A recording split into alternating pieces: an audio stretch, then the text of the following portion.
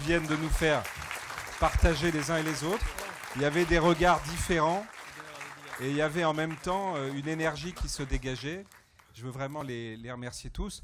En profiter pour dire à Luc, je ne sais pas où il est Luc, il est là encore, dire à Luc, puisqu'on parlait de Pascal, tu parlais de Pascal à l'instant, moi je suis en train de préparer d'ailleurs un texte avec Pascal, et on est quelques-uns, hein, vous l'avez compris au Parlement, à considérer qu'il est temps d'essayer de se mettre dans une logique plutôt que d'entraver, d'essayer d'accompagner. Et donc, avec Pascal, avant d'ailleurs que sa nomination soit officialisée, on a décidé de travailler ensemble et de concert sur toutes ces questions, ce qui va être important puisque, y compris les équilibres de vos activités aux uns et aux autres, risquent d'être impactés. Donc ça va être extrêmement important qu'on puisse, au moment où des réglementations, puisque c'est finalement le rôle de l'Assemblée nationale quand elle fait une loi, vont se construire, et qu'on puisse éviter de se tromper de cible, de faire des erreurs, de freiner des développements ou de passer à côté de sujets essentiels. Et il se trouve que là, Luc a accepté de participer. Vous avez vu combien lui aussi est engagé de manière positive dans ce débat. En même temps, vous savez bien les uns et les autres, en écoutant les débats publics, que trop souvent, on passe à côté, dans le débat public, je le disais un peu tout à l'heure, de ces réalités-là. Pendant que je parle, vous pouvez venir vous installer parce que ça permettra d'enclencher directement sur la table ronde suivante. Et ce que je veux que chacun comprenne bien ici, c'est que ces premières assises parlementaires, elles ont comme objectif d'abord d'enclencher un mouvement, mais un mouvement rapide et sur la durée, et un mouvement transcourant politique, pour qu'on puisse le plus rapidement possible essayer de peser sur les décisions qui vont se prendre. Et donc, Luc, Pascal et moi allons nous réunir régulièrement sur ces questions, avoir des contacts avec les uns et les autres. On a pris la décision de créer un club qui va pouvoir se réunir régulièrement, parce que ce n'est pas le moment, compte tenu de l'actualité du calendrier que nous a très bien expliqué Luc, ce n'est pas le moment de tergiverser, et il faut partager rapidement sur toutes ces questions. D'abord parce que je voudrais, avant de passer la parole à Pierre pour lancer la deuxième table ronde, rappeler quand même une chose, c'est que beaucoup des acteurs qui sont ici, beaucoup des acteurs que l'on peut rencontrer, que je rencontre d'ailleurs aux États-Unis ou en France, dans cette économie où on a l'impression que tout le monde réussit, qu'il y a énormément d'argent et que tout le monde gagne beaucoup d'argent, c'est beaucoup plus compliqué que ça. Et il y a évidemment, au contraire, beaucoup de très petites entreprises qui ont beaucoup de difficultés, qui rencontrent beaucoup d'obstacles, alors il y en a qui réussissent, comme dans tous les secteurs d'activité, il y en a qui ont plus de difficultés. Mais ce qui est très important aujourd'hui, c'est que, parce que c'est l'intérêt à la fois du pays et de notre économie, c'est qu'on sache prendre ce virage-là, qu'on le fasse dans l'intérêt de la société, et c'est, je crois, le thème du débat qu'on va avoir maintenant, mais qu'on le fasse aussi, et ça sera la troisième table ronde, parce qu'il y avait vraiment 3 sujets importants, en essayant de trouver les moyens de continuer d'avoir un vivre ensemble collectif, et donc avec des dispositifs pour lever de l'impôt, qui nous permettent de continuer d'avoir de la protection sociale, qui nous permettent de continuer d'avoir une société équilibrée. Continuer, il faut même la rééquilibrer et en profiter pour la rééquilibrer. Et donc tous ces sujets-là, dont certains seront dans les lois qui vont venir en discussion, dont d'autres, il nous appartient de les y mettre, c'est une thématique sur laquelle aujourd'hui on doit avancer et avancer rapidement. Voilà ce que je voulais vous dire. Maintenant que tout le monde est installé, je te repasse le micro, Pierre, mais on a beaucoup de sujets sur lesquels il va falloir qu'on essaye pas simplement de discuter comme ça aimablement, mais derrière, on va vous demander, ceux que ça intéresse évidemment, hein, de participer et d'agir pour qu'on essaye d'imaginer le meilleur écosystème en France pour l'ensemble de ces activités et qu'on essaye du coup de construire une route de croissance et d'équilibre pour notre pays. Merci Frédéric. On attaque donc cette deuxième table ronde sur l'investissement du citoyen. Alors là c'est pareil, on a essayé de prendre différentes teintes de ce que ça peut être dans la société. Je vais commencer avec Vincent Ricordo, fondateur de KissKissBankBank. Donc c'est un crowdfunding, vous allez nous expliquer. En fait par définition, le crowdfunding c'est de l'investissement du citoyen. Non, on va ouvrir le micro. Appuyez sur le bouton, voilà, ce sera mieux. Bonjour à tous, donc je m'appelle Vincent Ricordo, je suis le cofondateur et le PDG d'une société qui s'appelle KissKissBankBank. C'est une société qui édite des plateformes de financement participatif. On a 3 plateformes, qui s'appelle KissKissBankBank, qui est dédiée plutôt aux projets artistiques et culturels. Une deuxième qui s'appelle Hello Merci, qui est plus dédiée aux projets de micro-entreprises, aux projets perso. Et une troisième qui s'appelle Lendopolis, qui est dédiée aux PME de plus de 2 ans. Donc du coup, indifféremment sur notre plateforme, vous pouvez soit donner à des jeunes créateurs, soit vous pouvez investir de l'argent sous forme de prêt, avec une rémunération qui va de 5 à 12%, donc en fonction des projets de la plateforme. Donc oui, par nature, on est... enfin, 5 à 12%, c'est quand ça marche. Non, 5 à 12...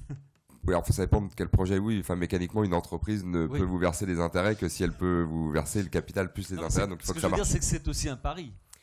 Oui, j'allais y venir par définition. En phase d'investissement, il y a le mot risque qui va avec. Et sur les plateformes de financement participatif, on essaye d'abattre un espèce de phénomène finalement qui nous endort un petit peu. C'est que chaque individu, on a le pouvoir de notre argent, on a le pouvoir sur notre argent. Aujourd'hui, on l'a perdu un peu. Et qu'en l'occurrence, ces plateformes proposent à des gens comme vous et moi de prendre un petit bout de notre épargne et du coup de venir l'investir en direct dans l'économie réelle. Et investir mécaniquement, en face du mot investir, il y a forcément une notion de risque. Donc du coup, nos plateformes éduquent les individus comme vous et moi à répartir et à dispatcher leurs risques au maximum. Le lundi, en donnant 50 € à un journaliste qui veut faire un web documentaire sur, je sais pas moi, les kangourous nains en Australie, par exemple. Oui, ça peut être des projets.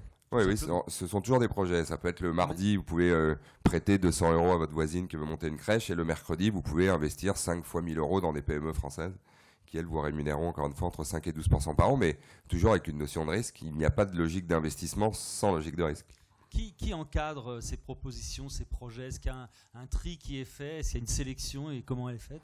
Oui, on a des équipes assez nombreuses maintenant, une quinzaine de personnes qui du coup trient les projets par plateforme en fonction des critères de chaque plateforme.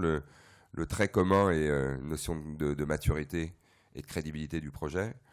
On s'efforce avec les créateurs de projets de faire en sorte que ce qui est communiqué comme info sur le web soit 100% transparent. C'est-à-dire, il y a évidemment la nature du projet, la description de l'équipe, il y a possibilité toujours de discuter avec l'équipe en direct via des forums, il y a évidemment les business plans, les bilans. On a des bilans qui sont attestés par des experts comptables. On a un deal avec le GAN également qui fournit un bilan assurantiel. Bref, on a fourni toutes les briques possibles et imaginables qui permettent au grand public, qui n'est pas forcément averti en tant qu'investisseur, du coup de choisir là où on peut avoir un impact avec notre épargne. Pour le coup, il n'y a pas besoin d'être un grand investisseur qualifié pour le faire. Il faut avoir un petit peu de temps, un petit peu d'instinct et un petit peu envie de changer les choses, en se disant encore une fois qu'aujourd'hui, notre argent, pour la plupart d'entre nous, dort, et que si on reprend le pouvoir sur cet argent, on peut d'un seul coup avoir un impact dans l'économie réelle. C'est ce que je voulais vous demander. Qui sont ceux qui investissent dans ces projets? Ça varie selon les projets, j'imagine aussi, selon les sensibilités. Notre grande joie, on a beaucoup d'étudiants qui viennent mettre des petits tickets de 20 €, 40 €, 50 € par projet. On a des citadins, des gens urbains, des gens dans les campagnes de tous les âges. En fonction de votre fortune, vous mettez des tickets plus ou moins importants. Mais c'est très, très, très diversifié. Donc il y a très peu de spécialistes de l'investissement. Oui, il y a aussi des spécialistes de l'investissement qui viennent avec un raisonnement qui est tout autre, qui n'ont pas la même grille d'analyse, qui ne vient pas mettre évidemment les mêmes montants. Mais on est avant tout, en tout cas c'est notre philosophie, là pour démocratiser l'investissement. Et encore une fois, pour faire en sorte qu'on se rende compte qu'en tant qu'individu, on a un pouvoir en tant qu'agent économique qui est considérable si on le cumule avec nos voisins, nos familles et tous les gens qu'on connaît, et donc tous les individus qui composent la société. Donc l'idée, c'est pas de sortir 100% de son épargne des banques et de venir l'investir sur nos plateformes, mais aujourd'hui, on a déjà une communauté de 800 000 personnes. On a collecté presque 45 millions d'euros depuis notre ouverture. On a tout début, c'est une toute jeune société qui a 5 ans. Si on multiplie ce chiffre par 3 ou 4 et que vous multipliez un petit peu le montant, si on considère que chaque individu peut mettre en moyenne 1 000 euros par an, si vous avez 2 millions, 3 millions de Français qui investissent en direct 1 000 euros par an dans l'économie réelle, vous avez quand même passablement résolu une partie de la problématique du financement de la création au sens large. Donc c'est un impact qui est aujourd'hui tangible, mais qui peut demain avoir un impact considérable, important, en se positionnant comme une vraie alternative au financement traditionnel. Et ceux qui investissent chez vous, et vous dites qu'il y en a de plus en plus, sont a priori des gens qui n'ont plus vraiment confiance dans les structures habituelles d'investissement que proposent les banques.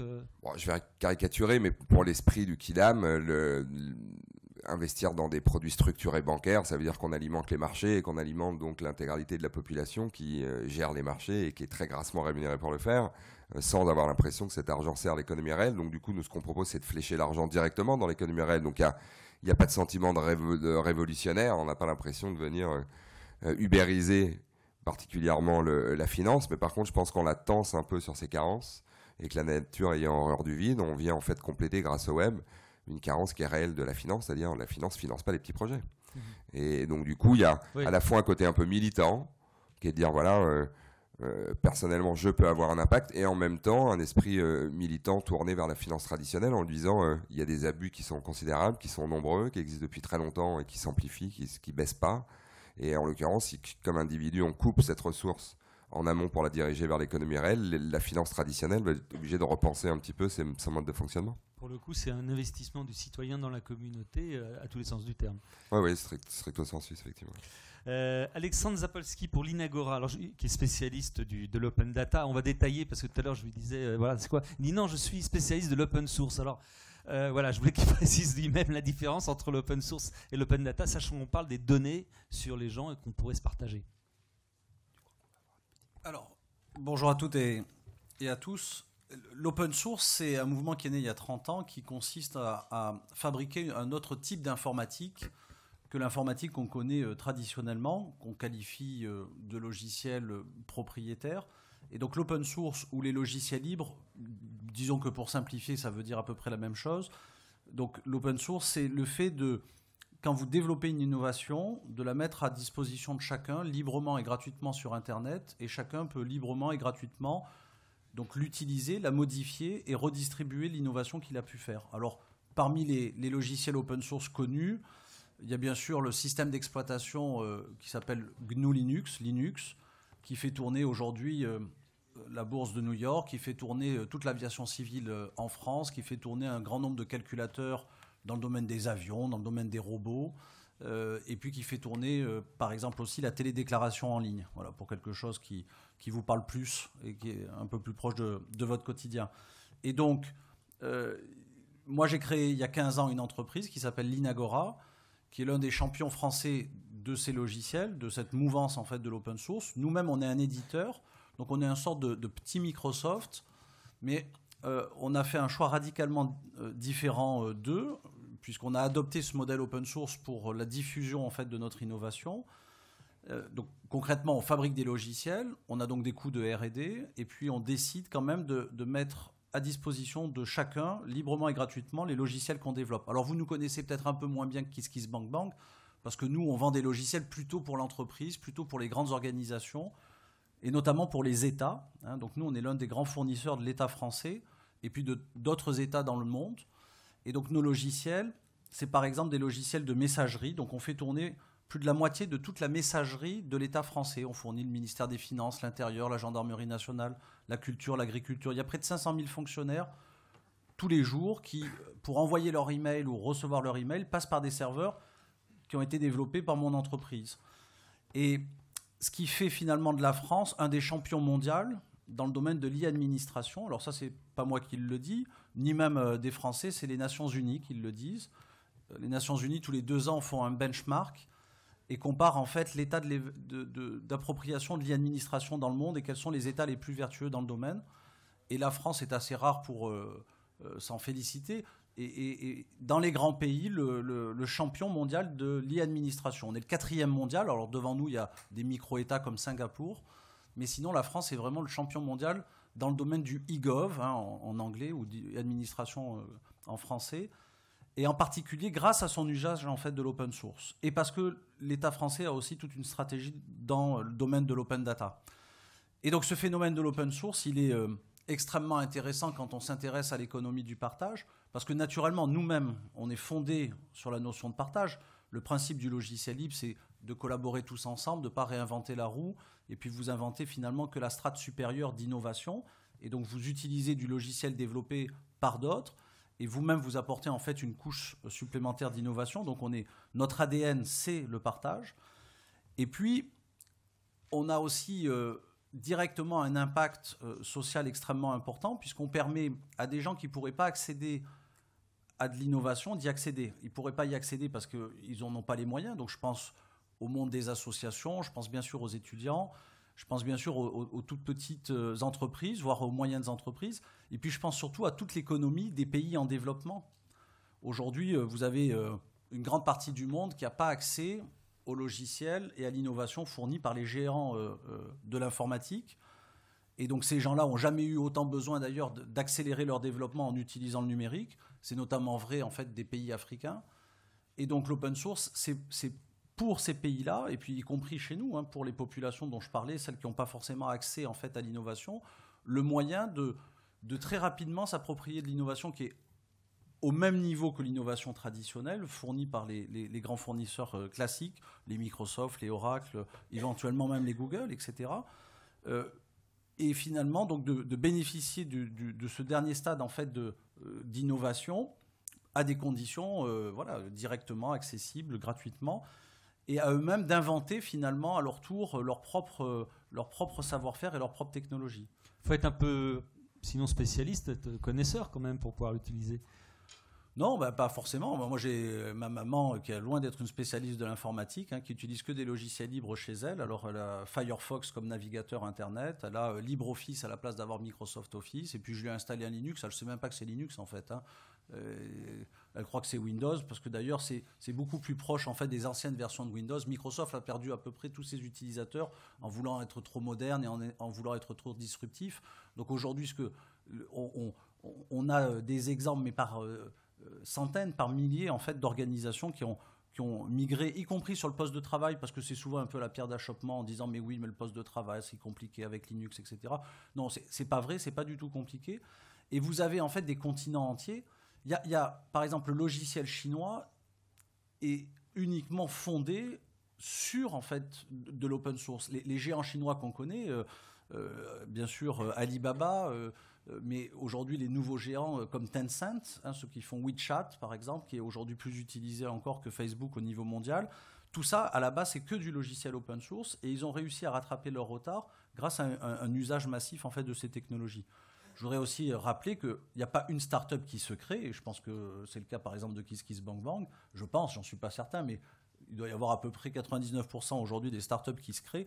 En tout cas, c'est le cas de Facebook, c'est le cas de Google, etc., qui se créent en utilisant ces logiciels. On ne peut pas imaginer un Mark Zuckerberg dans sa chambre, quand il était étudiant, se dire tiens, je vais créer un annuaire pour mon université, puis je vais aller voir la société Microsoft et aller lui demander à Seattle qu'est-ce que je pourrais aller utiliser comme technologie pour inventer ce nouveau service numérique qui va vraiment disrupter le web de demain. Non, qu'est-ce qu'il a fait? En fait, il est allé sur Internet, il a regardé les forums, il est allé télécharger des logiciels, des frameworks, il a commencé à coder et il a inventé en fait cet outil-là.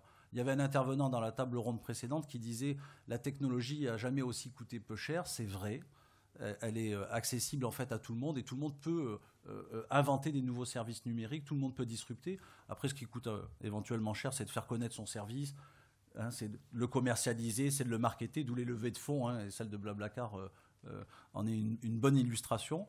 Mais finalement, moi je suis un patron heureux et ravi parce que je contribue finalement à l'amélioration d'un écosystème à travers nos propres investissements. On utilise l'innovation d'autres, on remet en fait dans le pot commun notre innovation. On se porte plutôt bien, puisque l'Inagora, c'est une boîte qui a toujours été en croissance au cours des 15 dernières années. C'est une entreprise qui est rentable. J'ai même racheté un actionnaire financier. Donc certains lèvent des fonds. Moi, je rachète les financiers parce que j'ai un projet à long terme. Et je pense qu'en fait, dans les 15 prochaines années, on arrivera encore à grandir, à se développer. On finira même par disrupter les plus grands dans le domaine en fait, de l'édition du logiciel. Très bien. Un chef d'entreprise heureux, ça fait plaisir. Alban Marguin, pour Brainit. C'est une application alors un peu particulière, vous allez nous expliquer, qui consiste à donner son avis sur les marques, c'est ça? Exactement. Alors, expliquez-nous comment t'es venue cette idée et comment elle se concrétise. Merci beaucoup déjà de me recevoir ici. Moi, je vais rebondir rapidement avant de répondre à la question sur ce qu'a dit Frédéric à l'entracte sur les entreprises qui ont du mal, les entreprises qui galèrent, les entreprises qui n'ont pas de sous. Moi, jusqu'à maintenant, c'était mon cas. Donc, je suis vraiment l'outsider par rapport au Linagora et autres KissKissBankBank. Moi, vous me connaissez encore moins. Brainit, je suis sûr que vous ne savez même pas encore l'écrire, mais c'est marqué là. Ça va venir. Il faut commencer par faire de la pub. Exactement. C'est ce qui coûte le plus cher, c'est pas la technologie justement, c'est vraiment le marketing. La communication. La communication. Mais pour rebondir là-dessus, ouais, l'idée, c'est vraiment de mettre les citoyens, les consommateurs au cœur du web. Nous, on a monté une application qui est relativement simple. Vous allez partager vos meilleures idées avec les marques que vous préférez. Vous utilisez Nike, vous utilisez Starbucks, vous utilisez McDo, Sephora, un tas de marques de fringues, de transport, de téléphone. Vous en utilisez à peu près 70 par jour, rien que 30 le matin sans vous en rendre compte. Et vous avez en permanence des bonnes idées pour les améliorer. Une petite innovation ou alors un service qui pourrait être développé. Simplement, à moins d'avoir 100 000 followers sur Twitter, vous êtes à peu près personne. Moi, c'est pareil, j'ai un compte Twitter, je suis personne sur Twitter. Donc, si je partage mes bonnes idées avec les marques, elles ne vont pas m'écouter parce que, en fait, ça ne va pas être plébiscité.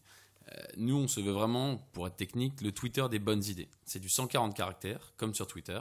Ça commence par « et si ». Toutes les idées sont en « et si ». Donc, c'est une récurrence verbale, comme sur Vie de merde. Ça a très bien fonctionné, c'est pour la lecture. Vous allez dire « et si », vous allez mentionner une marque et proposer un service. Et si, Gaumont Pâté, proposer une garderie dans les cinémas. Je ne trouve pas que ce soit une mauvaise idée.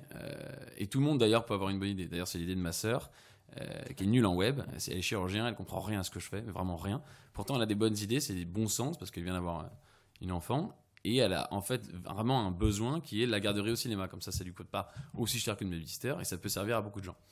Il y a beaucoup de gens qui vont plébisciter cette idée, donc ils vont la liker, la disliker, parce qu'on a intégré le dislike, là, pareil comme Vie de merde ou YouTube, parce que c'est vraiment important d'avoir cette information. Et toutes ces idées, elles vont arriver sur le compte en fait de la marque. C'est une mécanique comme Facebook, comme Twitter, c'est une page marque, et toutes les idées sont plébiscitées par la communauté.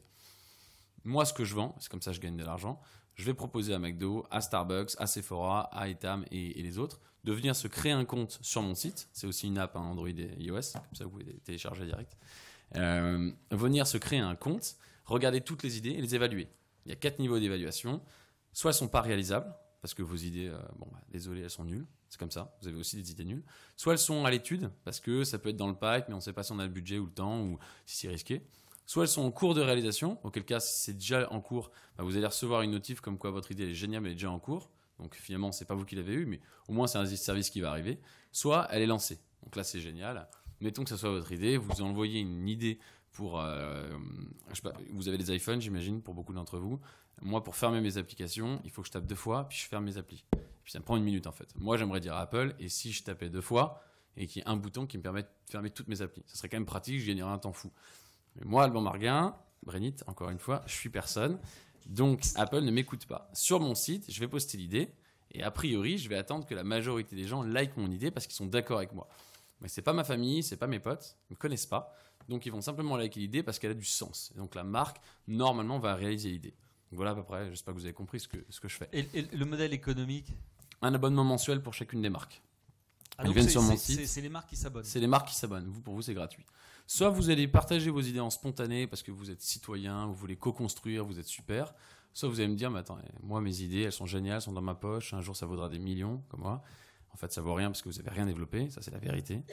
Alors, il faut partager vos idées sur les challenges. Il y a 2 volets sur Brainit. Le premier volet, c'est du spontané, parce que vous avez des bonnes idées, vous aimez la mécanique sociale, les marques aiment vos idées, les gens aiment vos idées. On a vu ça avec Facebook et les autres réseaux. Ça fonctionne. C'est de l'ego social, on en a tous un degré plus ou moins fort, mais on en a besoin. Le deuxième, c'est le volet des challenges. Vous participez à des compétitions d'idées. Vous avez déjà participé à un concours Facebook pour gagner un voyage au Mexique ou un iPad, sûrement. Vous avez mis un mail et puis celui de votre copain, en espérant que vous n'avez jamais gagné. Là, vous n'allez peut-être jamais gagner, mais au moins, c'est pas parce que vous mettez votre mail, c'est parce que vous allez mettre votre idée. Là, on vient de signer Auchan, par exemple. Et Auchan, sur la page de Auchan.fr, sur la page du Drive et sur la page de Auchan.brainit.com d'ici 2 semaines, vous allez avoir une plateforme dédiée à Auchan. C'est un des packages que je vends, de manière à partager toutes vos idées pour Auchan. Pour le service, pour le parking, pour les caissières, pour les balances, pour l'accès, n'importe quoi sur Auchan. Soit vous le faites en spontané, et Auchan va vous répondre, soit vous le faites par challenge, et là vous avez une chance de gagner le lot qui sera en fait à la discrétion de la marque. C'est ça que je me demandais, qu'est-ce qui gagne, celui qui a l'idée du Alors, siècle? nous on travaille avec une société qui s'appelle I Feel Good, qui était notre mentor quand on était accéléré chez Microsoft Ventures. Microsoft Ventures, pour ceux qui ne connaissent pas, c'est l'accélérateur de Microsoft, qui est l'ancien BizSpark, pour ceux qui ne connaissent pas. Il a monté une boîte super qui est un catalogue digital pour prendre des lots sur Internet. Quand vous avez souvent des choses à gagner sur Internet, c'est le catalogue digital. Il permet d'éviter en fait aux entreprises de faire tout l'achat, livraison. Il gère tout ça en fait. Donc ça va être à la discrétion de la marque. Et qu'est-ce qui me garantit j'ai posté une idée qui est une super idée et ça va donner une super réalisation à une marque. Mais elle peut très bien me dire, c'est bien votre idée, mais on l'a eu hier. Ouais, comme beaucoup des idées, il y a beaucoup d'idées qui ont déjà été faites, qu'ils ont déjà eu. Généralement, les marques. Ou pas, d'ailleurs. Mais ils disent qu'ils l'ont eu quand même. Mais ils disent qu'ils vont l'avoir et puis ils vont la piquer. Ah, d'accord. Ça, c'est comme un tweet. En fait, la propriété intellectuelle sur les idées sur Internet, bon, après, mes collègues sont plus expérimentés Donc, en fait, que moi, mais ça n'existe pas. Globalement, on fait ça un peu pour la beauté de l'idée. C'est pour la beauté de l'idée, c'est pour co-construire ensemble, c'est pour que ça change. Moi, je prends le métro de temps en temps quand je suis pas en moto et je vois les portes coupe-vent là qui sont hyper lourdes pour les personnes âgées. Moi, je vois ma grand-mère qui galère. Je trouve ça aberrant. J'ai envie de dire, et si hâte la RATP changeait les portes qui sont beaucoup trop lourdes. En fait, j'ai pas vraiment un choix énorme, à part le SAV de la RATP pour en tout cas m'exprimer. Mais la différence, c'est que si c'est fait, là, ça va être communiqué. Nous, on fait un suivi de l'idée. La marque est obligée de prendre l'idée en disant que c'est vous qui l'avez eue. Et là, ils font un suivi de l'idée. Si elle est réalisée, c'est vous qui allez être mis en valeur. Après, si vous avez participé à un challenge, vous y gagnez. Sinon, c'est grâce à vous qu'un service a été changé. Très bien. Tous ceux qui ont des idées, maintenant, vous savez où les poster. Voilà. Merci beaucoup. MacArthur Gauthier, qui est l'animateur du think tank de l'économie collaborative WeShare, vous allez nous expliquer ce que c'est. Vous réfléchissez, quand vous voyez ces différentes expériences, c'est vrai que, puisque c'est notre thème, le citoyen dans la communauté, le citoyen a de plus en plus de façons maintenant de rentrer justement de façon participative. Oui, bonjour. Merci. Oui, en effet, WeShare, pour vous expliquer rapidement ce que c'est une association qu'on a créée en 2012, qui est on appelle ça un think tank et une communauté internationale qui s'est intéressée en fait assez tôt aux questions de l'économie collaborative. Et aujourd'hui, on est présent un petit peu partout dans le monde, essentiellement en Europe, à Paris évidemment, à Berlin, à Barcelone et un petit peu au Moyen-Orient. Et juste pour répondre à votre question, en fait, on a commencé assez tôt à regarder ça. Donc, 2011, moi, j'ai créé moi-même une plateforme qui n'a pas très bien marché, pour tout vous dire. Mais enfin, ça m'a permis au moins de me frotter au sujet côté entrepreneur. Avec beaucoup d'enthousiasme, parce que y avait toute une forme d'idéalisme autour de l'économie collaborative qu'on continue à voir et qu'on entend beaucoup aujourd'hui, parce qu'il y a évidemment des tas de signaux qui sont assez passionnant, assez fascinant. On voit, alors il y a tout un marketing aussi des plateformes autour de ça. C'est l'avènement de chacun devient entrepreneur, chacun devient libre de son destin. Les chômeurs vont pouvoir trouver un job à la demande, etc. Bref, c'est super. Et puis en plus, vous allez partager tout un tas de trucs, des expériences sociales nouvelles avec des gens que vous connaissez pas. Donc c'est vrai, hein, tout ça c'est vrai, mais en même temps, il y a aussi toute une partie qui est, on va dire, le corollaire un petit peu négatif de tout ça, dont on a commencé à voir un certain nombre d'effets petit à petit. Et donc, comme on est à des assises, on a vu beaucoup d'enthousiasme un petit peu depuis tout à l'heure, mais je pense qu'il y a aussi pas mal de questions qui fâchent et qu'il ne faut pas hésiter à se poser, qui sont des questions de régulation, de taxation, de droit du travail, et donc quand on parle c'était au cœur du premier débat, le droit du travail, c'était ce à quoi sont confrontées justement toutes ces marques. Quand on parle de collaboratif, alors je suis pas un grand latiniste, mais enfin on parle de co et de labor. Labor, c'est le travail et de la mise en commun du travail. Or en fait, dans la plupart des plateformes que vous avez invitées précédemment, il n'y a pas de mise en commun, c'est des plateformes, c'est juste, en fait, c'est l'équivalent de ce qui était au 19e siècle, un peu le travailleur journalier qui se pointait à l'usine.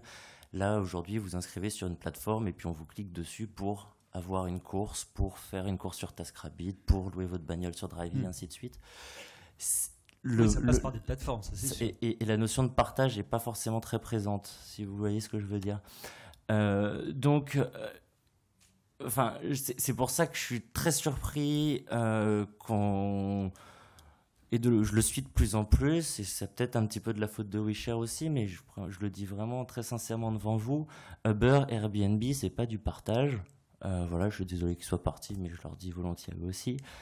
C'est pas du partage, c'est de l'économie marchande de façon tout ce qu'il y a de plus traditionnel, et qui en revanche vient vraiment questionner des choses assez profonde sur la société qu'on est en train de dessiner, sur laquelle on est en train de, vers laquelle on va. Pas forcément négative si on n'arrive pas à l'anticiper, si on n'arrive pas à le légiférer correctement, si on n'arrive pas à l'encadrer correctement. Mais voilà, je crois que faut pas tomber dans un enthousiasme un petit peu trop béat à l'idée de voir Blablacar lever 200 millions d'euros, à l'idée de voir Uber être valorisé 40 milliards de dollars. Les 20% de beurre qui partent dans votre course, ils restent pas en France, même si les chauffeurs sont en France. Quand Beurre nous dit qu'ils baissent de 20% le prix des courses, c'est les mêmes qui peuvent augmenter leurs tarifs sans vous demander de 250% avant de faire votre course. Et donc voilà, je crois qu'il faut être aussi, et c'est ce qu'on essaye de faire avec WeShare, à la fois enthousiaste mais critique, vigilant et admiratif. Et c'est ce qu'on essaye de faire à notre petite échelle, tout en ayant en conscience que c'est des enjeux qui sont internationaux en fait. Tout à l'heure on a parlé de la France, champion de l'économie collaborative, mais en fait on est sur des usages et sur des évolutions du travail, des évolutions des comportements qui sont internationaux et qui ne peuvent pas se régler ou pas tellement s'envisager ou s'anticiper au niveau français, mais au moins au niveau européen, sinon parfois au niveau mondial. Vincent Ricordo. En fait, on se connaît bien tous les deux, on se croise très souvent, on partage plein de points de vue et pour rebondir sur ce que tu dis qui est clé, c'est qu'il y a une problématique de sémantique aujourd'hui. C'est que l'économie collaborative, c'est pas du tout le bon mot, l'économie du partage, encore moins pour définir ce phénomène. Il est là le problème. C'est que cette économie de plateforme qui permet d'agréger des individus qui du coup trouvent des solutions les uns avec les autres en direct en faisant fi des intermédiaires classiques, c'est pas forcément de l'économie du partage, c'est l'économie du peer-to-peer. Et ça n'a juste rien à voir. C'est-à-dire que dans la notion de partage, il y a des valeurs derrière. Dans la notion collaborative, il y a des valeurs derrière aussi. Alors que dans la logique de peer-to-peer, c'est très technique en fait, c'est juste une histoire de posture. Et à l'intérieur du coup, et moi j'ai toujours détesté cet acronyme de l'économie collaborative, parce que je trouve qu'elle réduit l'économie du peer-to-peer à une simple facette de l'économie du peer-to-peer. Alors après on peut discuter des heures, est-ce que l'économie du peer-to-peer est bien bonne pour l'humanité, disruptive ou pas, peu importe, mais là pour être précisément sur ce point-là, si on réduit l'économie du peer-to-peer, l'économie collaborative, alors effectivement on peut pas mettre Uber dedans. On peut pas mettre non plus KissKissBankBank dedans, finalement. Et donc il y a plein de plateformes qui sont en dehors d'une logique purement collaborative. Derrière le mot partage et collaborative, malheureusement, on y met une logique de désintéressement au niveau financier. C'est-à-dire que si on partage quelque chose, c'est qu'il n'y a pas de transfert d'argent. Et en l'occurrence, l'économie du peer-to-peer, elle est beaucoup plus large que ça.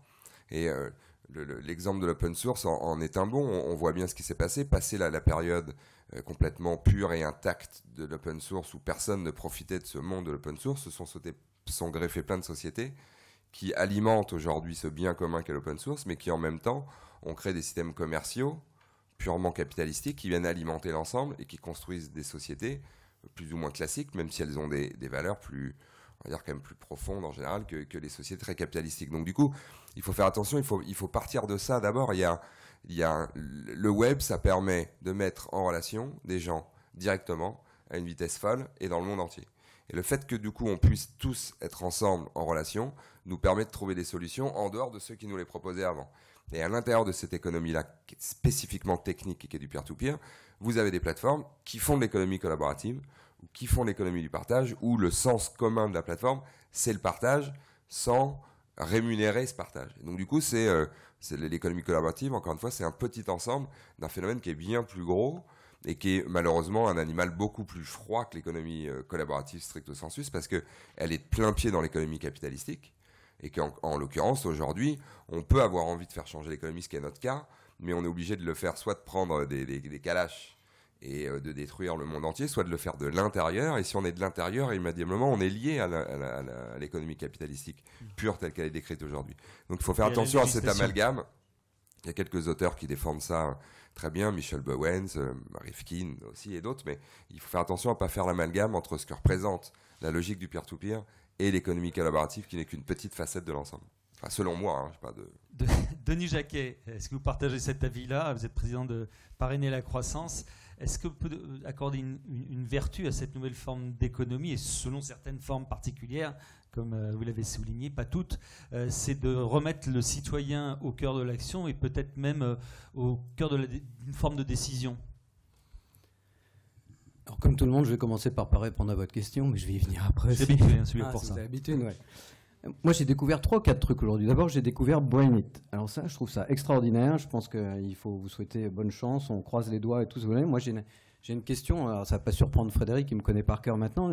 Si vous pouviez soumettre à une marque qui s'appelle l'Assemblée nationale, et si... Attendez, j'ai pas posé ma question. Et si on élisait beaucoup plus d'entrepreneurs à l'Assemblée nationale? Moi, je vote pour votre idée. Bah. Alors... Ça serait la première chose. La deuxième chose que j'ai découvert, c'est que mon voisin, qui était en t-shirt rouge au Best of France à New York l'autre jour, pouvait porter une cravate. Donc je suis très impressionné de le voir comme ça. J'ai d'ailleurs même pas reconnu quand je l'ai vu. Parce qu'il est à l'Assemblée nationale. Ouais.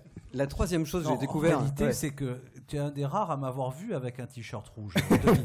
Puisque je ne mentionnais pas la couleur, je mentionnais l'habit. Hein. Parce que ma particularité, c'est justement d'être un patron dans l'open source qui a toujours une cravate bleue. Tu sais, et donc moi, je connais des gens depuis 15 ans qui me disent...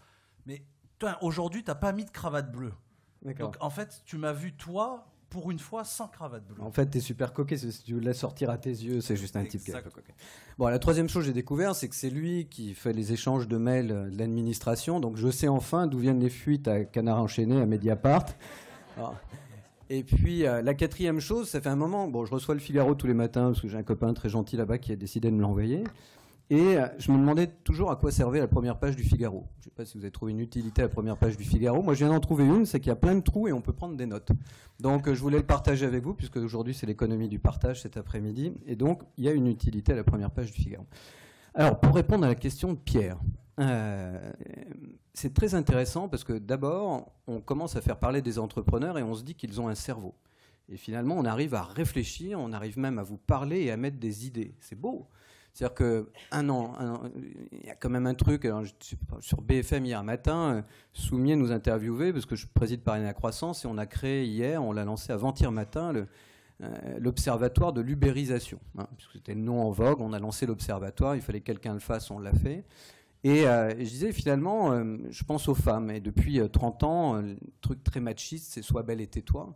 Et finalement, nous, les entrepreneurs, depuis 30 ans, c'est « crée des emplois et tais-toi ». Et on a décidé d'arrêter de se taire. Bon. Et donc, du coup, ce qui est très intéressant dans toute cette économie, c'est qu'on commence à donner principalement la parole à des entrepreneurs. Et ça, c'est pas mal. Parce que finalement, les entrepreneurs, ils ont aussi des salariés. Et que finalement, s'ils commencent à tous parler ensemble, on va commencer à faire parler d'autres personnes que ceux qui parlent toujours. Donc, je pense que là, il y a un air frais assez intéressant. Et je suis d'accord avec Vincent, je suis d'accord avec mon autre voisin dont j'ai perdu le prénom, mais ça va me revenir. Je ne pense pas que la sémantique de partage ou de collaboratif soit la plus adaptée. Effectivement, pour nous qui sommes vieux, hein, on a plus de 45 ans presque, ou pas très loin, donc on est senior. Hein, donc on n'a pas déambulatoire, mais ça ne va pas tarder. Hein, dans ce pays, on est senior à 45 ans.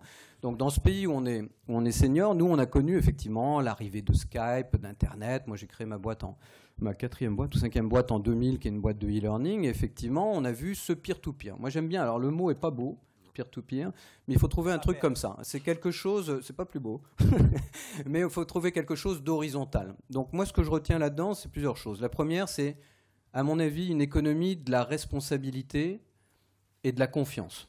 Dans un pays où on nous élève depuis le plus jeune âge à la déresponsabilisation et à la défiance. hein. Il y a une très belle étude qui a été menée par 4 économistes il y a 4 ans sur la France de la défiance. On est dans un pays de la défiance.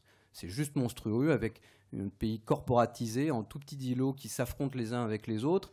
Et aujourd'hui, qui a envie de passer à son voisin? Donc ça, c'est une espèce de lutte de fond, de ce truc. Est-ce qu'on peut à nouveau se parler? Est-ce qu'on peut à nouveau faire des choses? Je suis responsable. Alors la jeune fille de Blablacar tout à l'heure disait on a des conducteurs plus responsables. Bon, j'espère, effectivement, sauf le type vraiment bourré qui dit venez tous, je vous emmène. Bon, mais effectivement, normalement, il y a des chances qu'il soit beaucoup plus responsable. Mais je suis responsable de moi, je suis responsable des autres. Et je partage, et ça c'est une notion intéressante qu'on pourrait élaborer, mais on n'a pas le temps aujourd'hui, sur la notion de propriété. C'est-à-dire qu'il y a effectivement une redéfinition complète de la propriété, puisque finalement, je la partage avec d'autres. Quelque chose que je me battais pour économiser et acheter avant, finalement, je vais le partager avec d'autres personnes. Ça a commencé par les vélos, la voiture.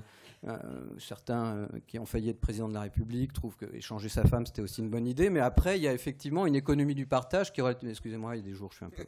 Mais après, je vais faire un truc très sérieux. Je sors d'un appel d'offres, donc j'ai besoin d'un peu d'air. Mais excusez-moi, je ne recommencerai pas. Donc c'est une économie de la responsabilité, une économie de la confiance. Et ça, c'est essentiel. Comment est-ce que vous redynamisez un pays pour lui redonner une envie de croître, de s'élever, de réussir, si vous n'avez pas de la responsabilité et de la confiance? La deuxième, c'est effectivement cette transversalité ou cette horizontalité, je ne sais pas ce qu'on peut dire, mais en tout cas, tout à coup, on sent bien que chez les jeunes générations, mais même chez nous, je pense, et la plupart de nos concitoyens, enfin Frédéric Lefebvre connaît mieux les statistiques que nous, mais regardez le nombre de gens qui votent plus, il y a manifestement une défiance de la façon dont sont organisées nos sociétés, pas seulement de la structure politique, de l'État. On sent qu'ils sont à bout de souffle, qu'il y a quelque chose à réinventer. Et grosso modo, là, on se dit, on va peut-être le faire entre nous. Et cette transversalité est intéressante parce qu'à nouveau, on retombe sur de la responsabilité, sur de la confiance, sur de l'entraide. Même si je suis d'accord, il faut faire attention parce que c'est du transversal, mais c'est aussi du très segmenté. Parce qu'il y a de plus en plus de communautés qui se créent entre elles et qui ne communiquent absolument pas avec les communautés qui ne leur ressemblent pas. Or, pour moi, ça sera transversal le jour où des gens différents accepteront de faire des choses ensemble. Là, on aura recréé une dynamique collective. C'est ça qui est intéressant dans cette économie-là. La troisième, c'est effectivement de retrouver la voie. Finalement, l'économie, je ne sais pas quoi, de peer-to-peer, peer-to-peer, c'est le miel de la société. C'est le miel pour votre gorge. C'est celui qui redonne la voix aux citoyens. Il dit, je vais fabriquer quelque chose qu'on a décidé collectivement ensemble. Et... regardez un exemple, on est dans l'Assemblée nationale, je ne sais pas où en sont les débats en cours, mais il y a un débat sur l'étiquetage pour l'agroalimentaire. Je crois que c'est au Sénat en ce moment. Bon. Ce matin, je ne sais pas si vous avez vu, on estime qu'en 2030, 2035, je crois, un tiers des hommes de cette planète seront infertiles. Bon. Pourquoi? Parce qu'à un moment donné, des parlementaires européens ont décidé que c'était plus important de sacrifier les intérêts de la population que ceux des lobbies de l'agroalimentaire. En ce moment, il y a un gros débat sur l'étiquetage, avec ce truc que Moscovitz a inventé il y a 30 ans, qui s'appelle l'espèce de conjonction de l'hormone de félicité, qui est un mélange de gras saturé, de sucre et de sel, qui fait que quand votre cerveau, quand vous consommez chez McDo ou ailleurs, vous avez envie d'en reprendre. Et c'est ça qui fait que l'explosion du nombre de cancers, l'utilisation des pesticides, le fait qu'aujourd'hui on soit infertile, vient effectivement de la consommation outrance de tous ces trucs-là. À un moment donné, si nos représentants n'acceptent pas de lutter contre ces trucs-là, c'est des brain eats, c'est des WeShare, c'est je ne sais pas qui, mais c'est nous qui allons changer ce truc-là. La ruche qui dit oui, etc. C'est juste un retour à une alimentation de qualité qu'on contrôle et qu'on note. Et ça, c'est extraordinaire. C'est un outil démocratique qui est absolument affolant. Donc je pense qu'en fait, on est rentré dans un monde nouveau. Nous, on a créé l'Observatoire. Pourquoi? Parce qu'on s'est dit, soit on va le prendre en pleine face, tous, même nous y compris, soit on va essayer de l'anticiper, de l'accompagner et de faire des propositions pour y arriver. C'est pour ça qu'on a proposé à tous nos amis, droite, gauche, des entrepreneurs du digital et aussi du non-digital, à des anthropologues, à des sociologues, de dire réfléchissons à cette société qu'on a envie de construire ensemble, parce qu'elle peut être fantastique, elle peut aussi avoir des dérives colossales. Moi, quand on commence à me parler de transhumanisme, je suis désolé, mais et que je vais vivre éternellement, bon, si j'ai un job, tant mieux. Si je suis au chômage, être chômeur pour l'éternité, c'est quand même pas super excitant. Comme vous savez, Woody Allen disait, l'éternité, c'est très long, surtout vers la fin. Quand vous êtes chômeur, encore plus. Donc, du coup, je pense qu'il y a des dérives auxquelles il faut faire extrêmement attention. Tout n'est pas rose dans cette économie. Il y a juste deux choses, et je finis par ça, parce que je suis trop bavard. La première, il y a juste 2 choses qui m'ont choqué, mais au sens positif du terme, dans ce que vous avez dit et dans ce qu'a dit monsieur en face. Il faut les faire rentrer dans l'économie normale, et vous avez dit il faut légiférer, mais je pense que vous pensiez à autre chose. Surtout pas. Surtout pas. L'économie normale, c'est l'économie d'avant. Ça ne veut pas dire que tout est mort dans l'économie, évidemment. C'est comme si on disait crachons sur les seniors, parce qu'ils n'ont plus le droit de vivre. On les sort de nos entreprises depuis 30 ans dans tous les pays, mais la France est l'avant-dernier pays de l'Europe. Comment est-ce qu'on peut cracher sur ces seniors?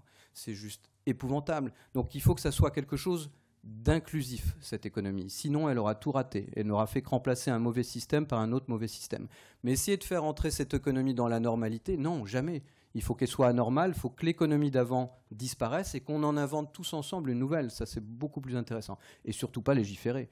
Il faut qu'on la construise ensemble, que ça soit une société de responsabilité. Si on est responsable et confiant ensemble, on n'a pas besoin de loi.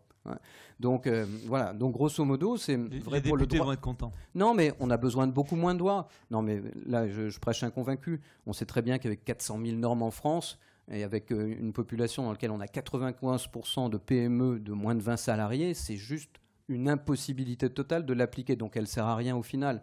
Donc autant créer un système, si les gens se font confiance, s'il y a une économie de la responsabilité, si elle est vraiment horizontale, il y a juste besoin de définir un grand cadre avec des fondamentaux et le reste se fait entre les citoyens. C'est ça l'espoir que j'ai, moi, pour ce type d'économie, en tout cas. Très bien. Merci beaucoup à vous 5.